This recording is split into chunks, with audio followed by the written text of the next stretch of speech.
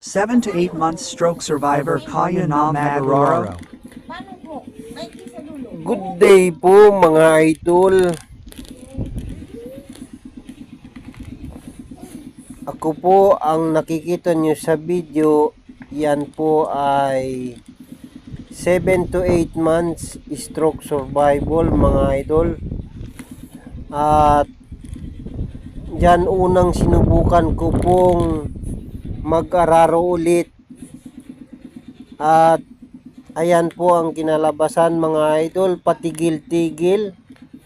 Hawak ng isang kamay ko ang araro kasama ang tali mga idol sa isang kamay lang.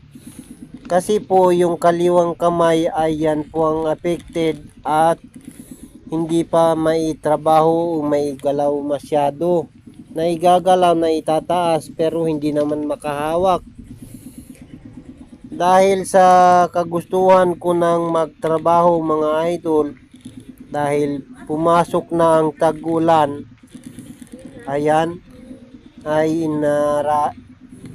pinaararo ko po yan, yan ay tinaniman ko dati ng kamote at pinaararo ko. Bagat hindi maganda yung pagkararo ay ayan na tataniman ko po yan ng kamote. At pansinin nyo mga idol, sa 7 to 8 months ay nakayanan ko ng kahit sumunod sa kalabaw mga idol. Bagamat patigil-tigil, yun po ang paraan para maipwesto ko ang aking mga paa.